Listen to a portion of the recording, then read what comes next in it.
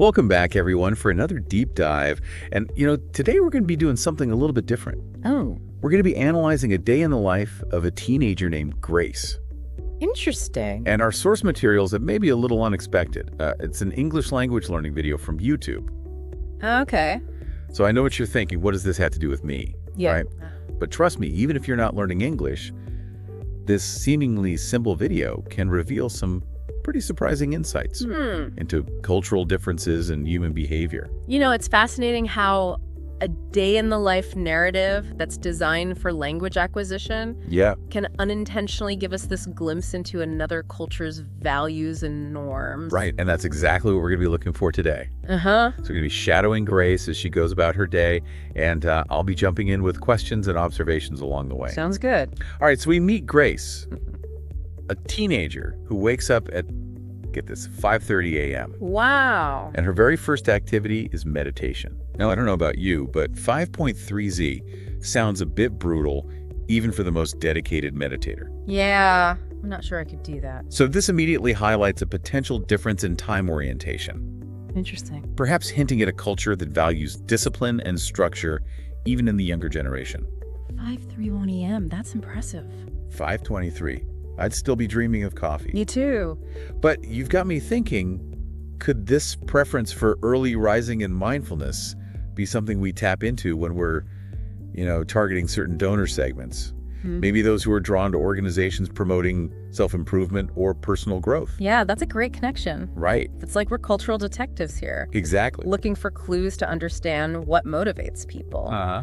And speaking of clues, the video then shows Grace getting ready for her day. Okay. And she emphasizes her preference for comfortable clothing. Comfort over everything. I feel like that resonates with a lot of people these days, especially younger generations. Yeah, definitely. Is this just a fashion trend, or is there something deeper at play here? It's definitely more than just fashion. Yeah. There's been a cultural shift towards practicality and authenticity, and this extends beyond clothing. Think about the rise of brands that emphasize ethical sourcing sustainability and a more relaxed, relatable image. Right. This connects to a growing desire for transparency and connection, Yeah. values that resonate strongly with many donors, especially millennials and Gen Z. So maybe instead of focusing on formality and tradition in our outreach materials, we could experiment with a more casual, down-to-earth approach, highlighting the real impact of our work. Exactly. Showcasing the human side of your organization rather than just the polished facade can build trust and resonate with this comfort-first mindset.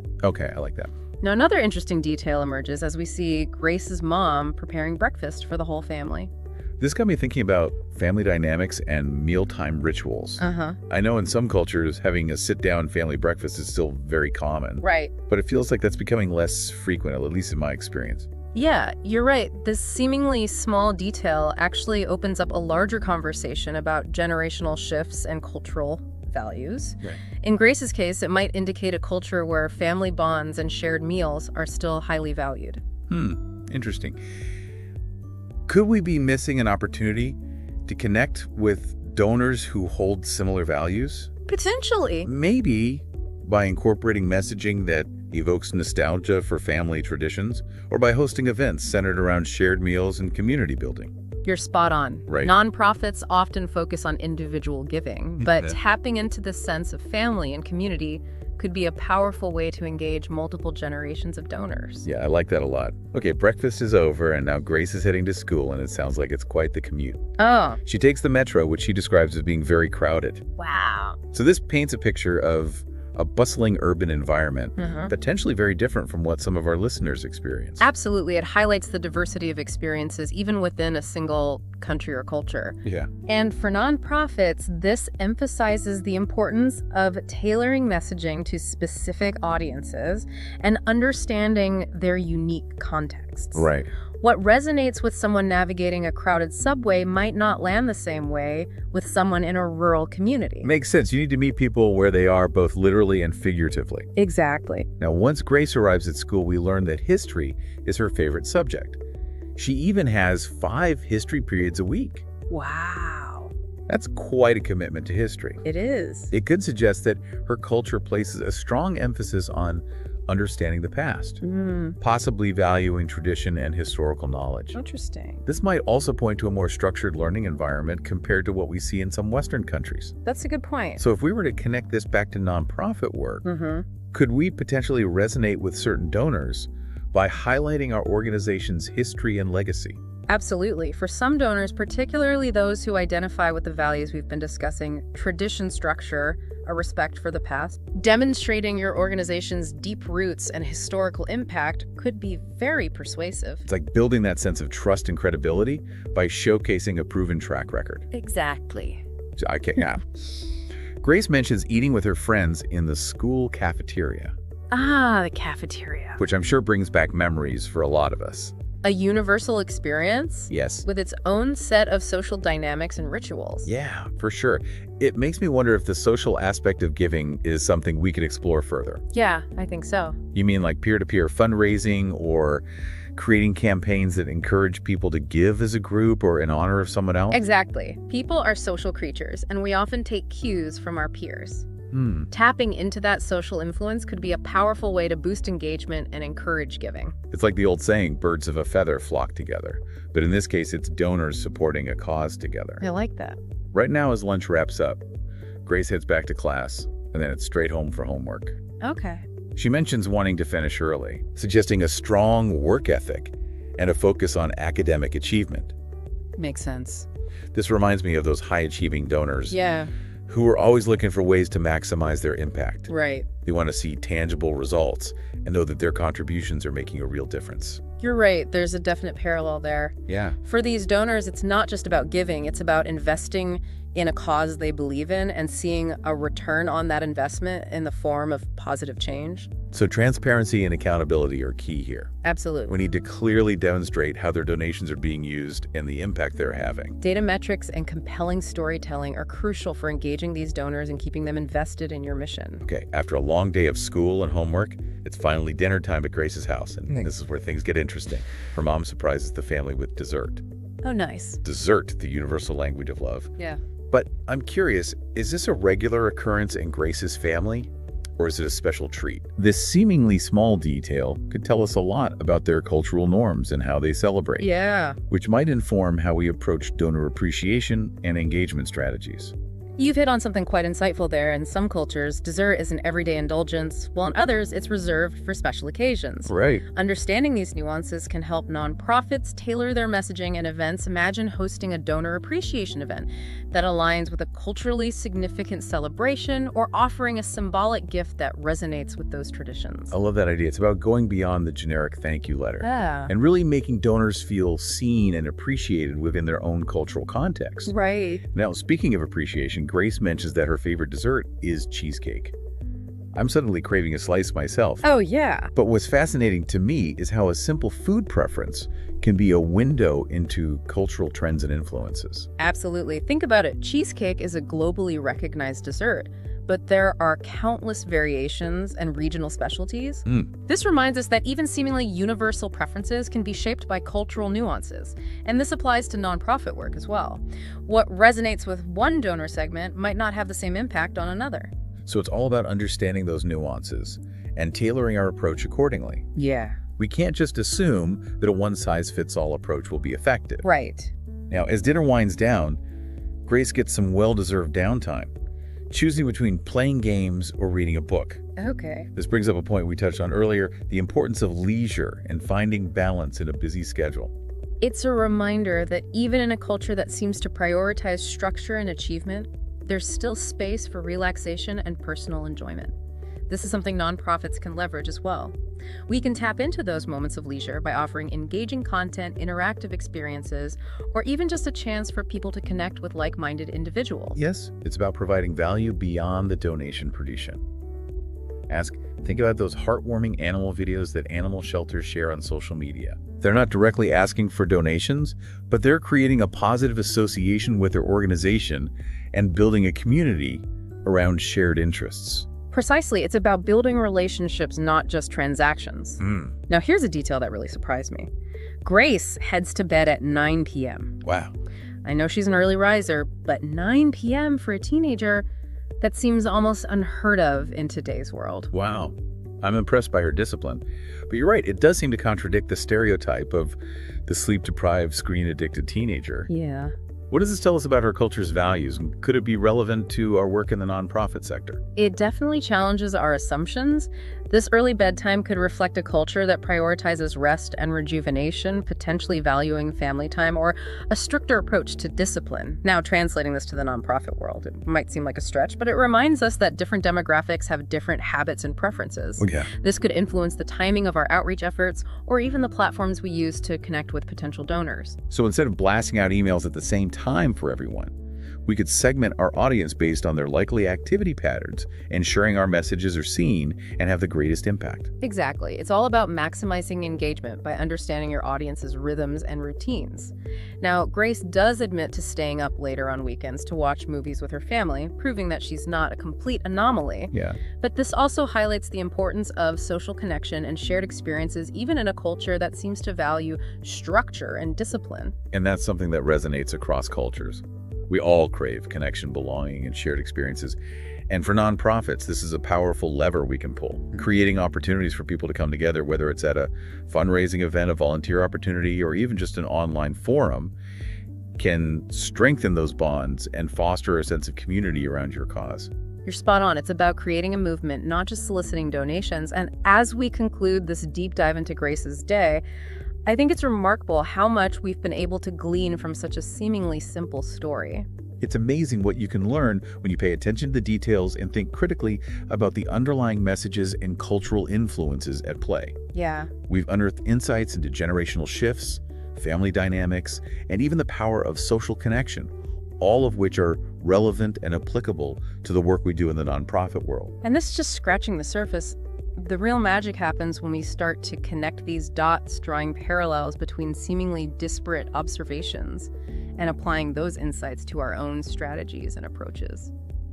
So as we wrap up our deep dive into Grace's day, what are some key takeaways that our listeners, especially those working in the nonprofit world, can apply to their own work? Well, I think the biggest takeaway is the power of observation. Paying attention to the seemingly small details of people's lives can reveal a wealth of information about their values, motivations, and cultural influences, and this understanding is crucial for crafting effective messaging, designing engaging programs, and ultimately connecting with donors on a deeper level. It's like we've been saying throughout this episode, it's all about meeting people where they are understanding their unique contexts and tailoring our approach accordingly. Exactly. We can't just assume that what worked for one donor segment will automatically resonate with another. We need to be cultural detectives, constantly observing, analyzing, and adapting our strategies. And speaking of adapting, I'm curious how you think the insights we've gleaned from Grace's day can be practically applied to nonprofit work. Yeah. What are some concrete steps our listeners can take? Well, here are a few ideas. Okay. First, consider incorporating more storytelling into your communications. Okay. We saw how Grace's day unfolded as a narrative, and that same approach can be used to make your organization's work more relatable and engaging. Share stories of the people you're helping, the impact you're making, and the challenges you're facing. Stories have a way of cutting through the noise and making a lasting impression. They help people connect with your mission on an emotional level. Absolutely. Second, think about how you can create a sense of community around your cause. We saw how Grace valued spending time with her family and friends, and that same desire for connection exists within the donor community. Host events, offer volunteer opportunities, create online forums, anything that brings people together and fosters a sense of belonging. It's about building a movement, not just soliciting donations. Exactly. And finally, don't be afraid to experiment. We've talked about a lot of different approaches and strategies today, but the best way to find what works for your organization is to try new things, test different messages, and see what resonates with your audience. Embrace that cultural detective mindset. Be curious, be observant, and be willing to adapt. Now, before we sign off, I'd like to leave our listeners with a final thought-provoking question. We've seen how Grace's seemingly ordinary day can reveal extraordinary insights about culture, values, and human behavior. So I challenge you to look at your own daily routines and interactions through this new lens. What hidden messages are you sending? What cultural influences are shaping your actions? And how can these insights inform your work in the nonprofit world? That's a powerful question. one that I hope will stay with our listeners long after this episode ends. And on that note, a huge thank you to our expert for guiding us through this fascinating deep dive. It was my pleasure, as always. I'm inspired by the dedication and passion of those working in the nonprofit sector. Keep up the amazing work. And to our listeners, thank you for joining us on this journey. We hope you've gained some valuable insights and a renewed sense of curiosity about the world around us. Until next time, keep exploring, keep learning, and keep making a difference. Welcome back, everybody, for another deep dive. This time, we're going to get into some really interesting stuff. Yeah, looking forward to this one. Yeah, this should be fun. So we're going to be talking about language and I guess how it can be used to influence people. Yes, very much so. And specifically, we're going to be looking at this book, Brainfluence, right, by Roger Dooley.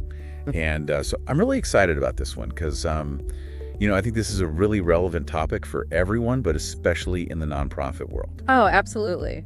So, yeah, where do we even begin with this? Like, there's so much to unpack here. Well, I think a good place to start might be with this idea of non-conscious influence. Okay.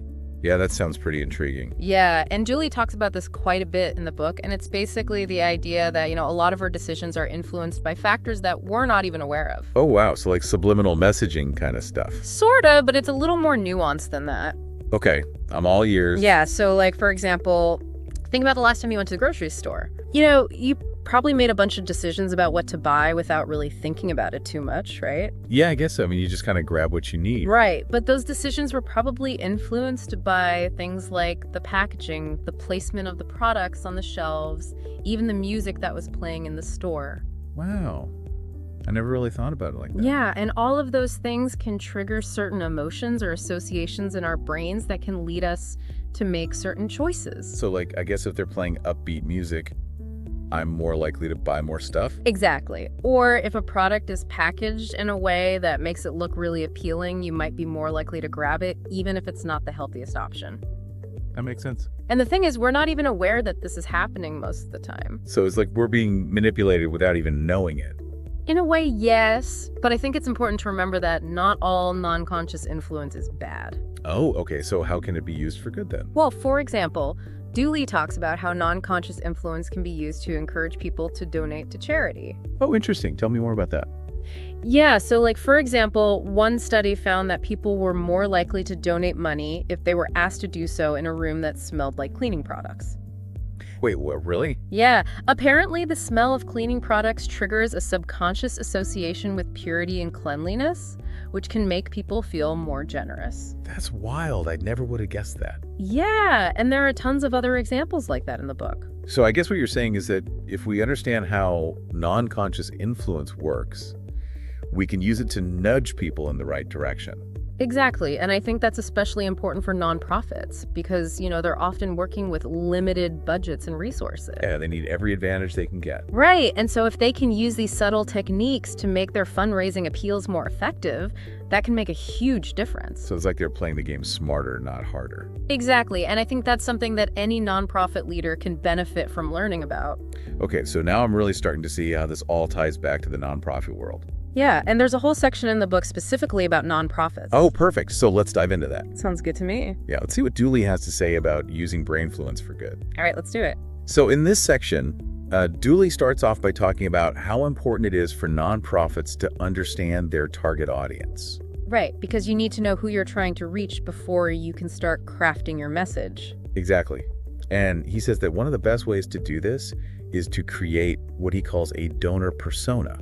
Ah, yes, the donor persona. I've heard of this. Yeah, so basically it's like a fictional representation of your ideal donor. Right, so like you give them a name, an age, a job, even like hobbies and interests. Exactly. And the idea is that by creating this detailed profile, you can start to get a better understanding of what motivates your donors, what their values are, and what kind of messaging will resonate with them. Yeah, and that can be incredibly helpful when you're trying to craft fundraising appeals or design marketing materials. Absolutely. Yeah. Because if you can speak directly to your donors' needs and interests, they're much more likely to pay attention. Right. It's all about making that personal connection. Okay, so let's say we've created our donor persona.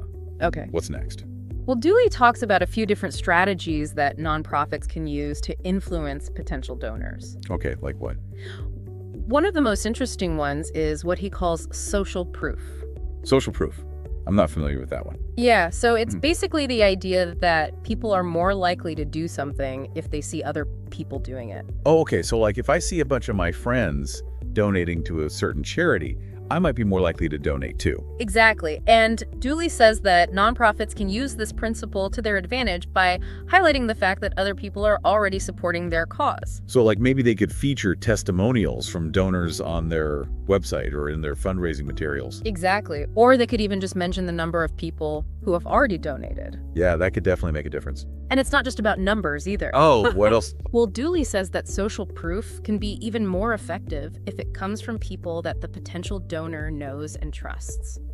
Okay, so like if a friend or family member recommends a certain charity. Exactly, because we're much more likely to be influenced by people that we have a personal connection with. That makes sense. And Dooley gives some really great examples of how nonprofits can leverage social proof in their fundraising efforts. Like what?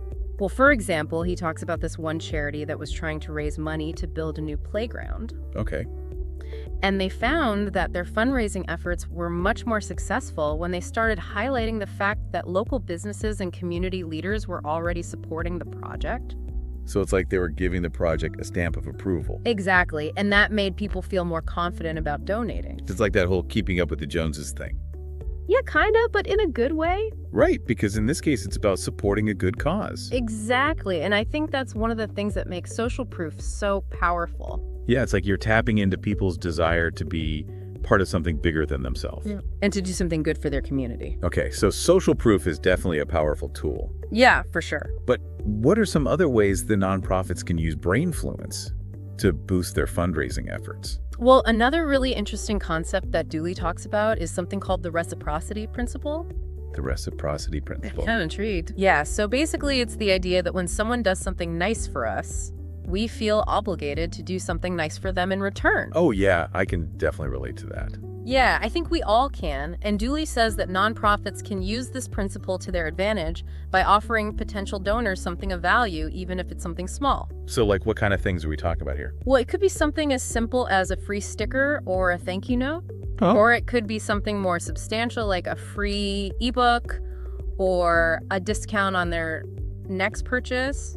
And the idea is that by giving something to the potential donor first, you're creating a sense of obligation that makes them more likely to donate in return. So it's like you're starting the relationship off on the right foot. Exactly. And Dooley says that even small gestures of reciprocity can have a big impact on donation rates. Interesting. Yeah, and he gives this one example of a charity that was sending out fundraising letters. Huh? And they found that they got a much higher response rate when they included a small gift with the letter, even if it was just a personalized pen. Wow.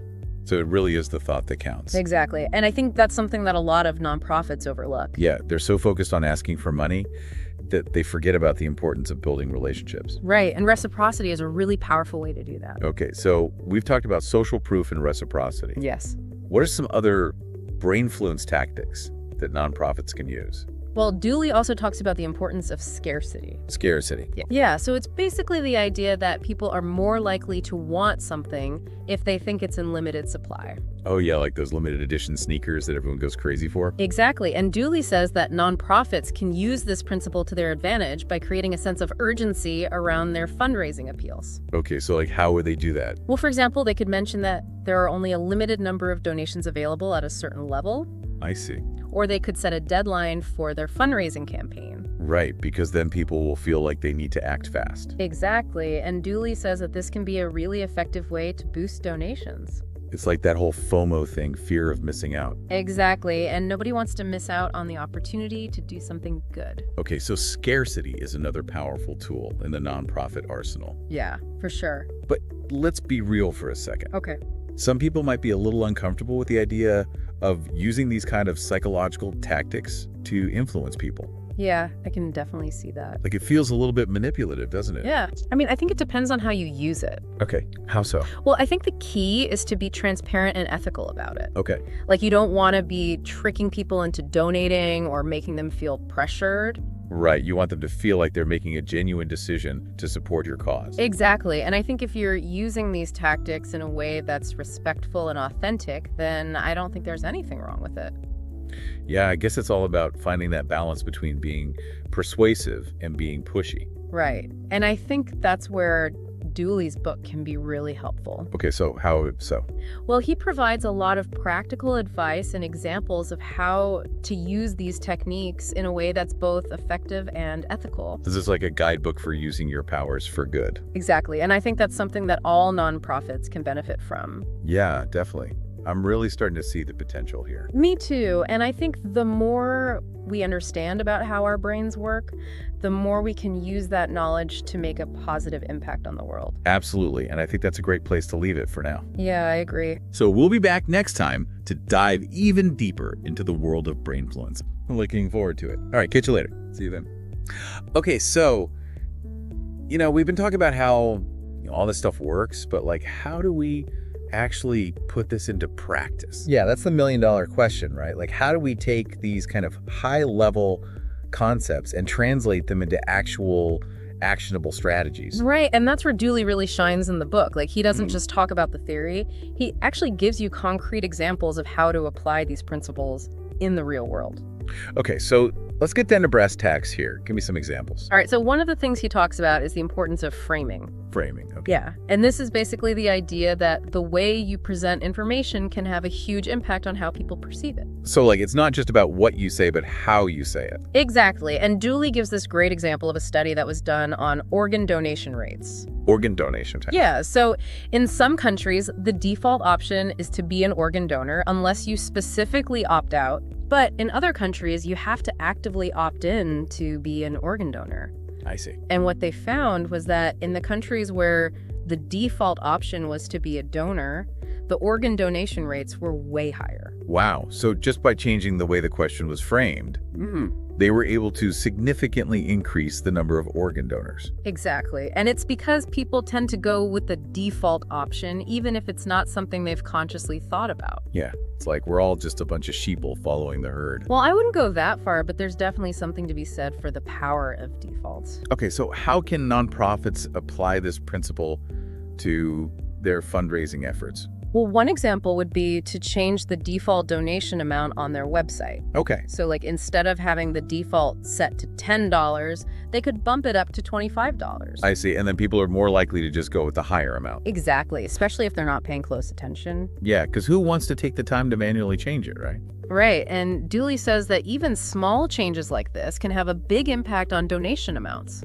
Interesting. Yeah, and another way to use framing is to focus on the benefits of donating rather than the costs.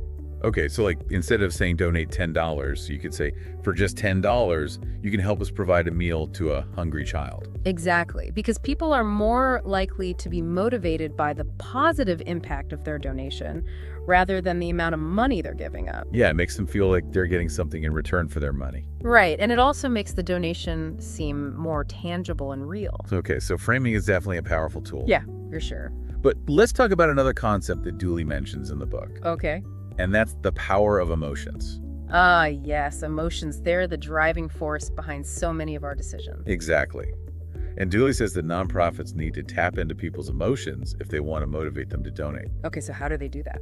Well, one way is to tell stories. Stories. Yeah, stories are a great way to connect with people on an emotional level. Exactly. And Dooley says that the best stories are the ones that are personal, relatable, and inspiring. Okay, so like a story about a specific person who's been helped by the nonprofit. Exactly, because that makes the impact of the nonprofit's work more real and tangible. Yeah, and it also helps people to connect with the cause on a personal level. And when people feel emotionally connected to a cause, they're more likely to open up their wallets. Right, because it's not just about giving money, it's about being part of something bigger than themselves. Okay, so stories are definitely important. Yeah, for sure. But what are some other ways that nonprofits can evoke emotions? Well, Dooley also talks about the importance of using images and videos. Right, because a picture is worth 1,000 words. Exactly, and he says that visuals can be incredibly powerful when it comes to evoking emotions. So like maybe showing a photo of a child who's been helped by the nonprofit? Exactly, or a video of the nonprofit's work in action. Because that can really bring the cause to life and make people feel more invested in it. Right, and Dooley says that nonprofits should choose visuals that are authentic, impactful, and emotionally resonant. Okay, so it's not just about slapping any old photo on your website. Right. You want to choose images that are going to really grab people's attention and make them feel something. So it's like you're painting a picture with your words and your visuals. Exactly. And the more vivid and emotionally engaging that picture is, the more likely people are to be moved by it. Okay, so we've talked about framing stories and emotions. Yes. What else does Dooley have to say about using Brainfluence for good? Well, he also talks about the importance of making it easy for people to donate. Okay, so like having a clear call to action on their website. Exactly. And making sure the donation process is simple and straightforward. Because if it's too complicated, people are just going to give up. Right. And Dooley says that nonprofits should remove any barriers to donation. So like maybe offering multiple payment options? Exactly. Or even just having a donate button that's easy to find and click on. Yeah, because every little bit helps. Right. And the easier it is for people to donate, the more likely they are to do it. Okay, so make it easy, make it emotional, and make it impactful. Exactly. Those are some great takeaways. Yeah, I think so too. And I think the key is to remember that we're all human beings and we all respond to emotions. Right. So if you can connect with people on an emotional level, you're much more likely to persuade them to support your cause. Exactly. And I think that's something that all nonprofits should keep in mind. Absolutely. Because at the end of the day, it's all about making a difference in the world. Couldn't have said it better myself. So I guess the big question is like, how do we make sure we're not, crossing the line? Yeah, right? Like we don't want to come across as like sleazy salespeople. Exactly. And that's where ethics comes in.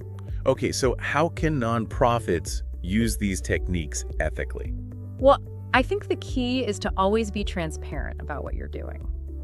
Okay, so like don't try to hide the fact that you're using these techniques. Exactly. Like if you're using social proof, for example, you could say something like, join the thousands of people who are already supporting our cause. I see. So you're being upfront about it. Right. And you're also giving people the opportunity to opt out if they don't want to be influenced. Okay, that makes sense. And I think it's also important to make sure that you're using these techniques for good. Right, like you're not just trying to trick people into donating. Exactly. Like your ultimate goal should be to help people and to make the world a better place. So it's like using your powers for good. Exactly. And I think as long as you're doing that, then there's nothing wrong with using a little bit of brainfluence. Yeah, I think that's a really important point. Like, we're not saying that you should manipulate people or use these techniques to deceive them. Right, it's more about understanding how people think and then using that knowledge to craft more effective communications. Exactly. And I think that's something that can benefit everyone, not just nonprofits. Yeah, I totally agree. Like, imagine if we could use these techniques to get people to vote or to recycle more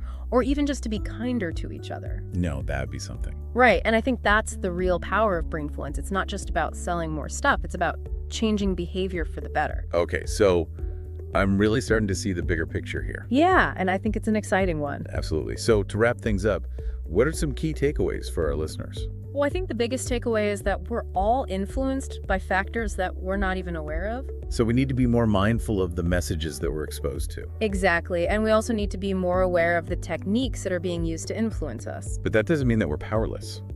Right? Like, we can still make our own choices. But we need to be informed choices. Exactly. And I think that's where Dooley's book can be really helpful. Yeah, it definitely gives you a lot to think about. It does. And I think it's a must read for anyone who wants to understand how our brains work and how we can use that knowledge to make a positive impact on the world. Awesome. Well, I think that's a great place to leave it for today. Yeah, thanks for having me. It was my pleasure. And thanks to all of you for listening to another deep dive. We'll catch you next time.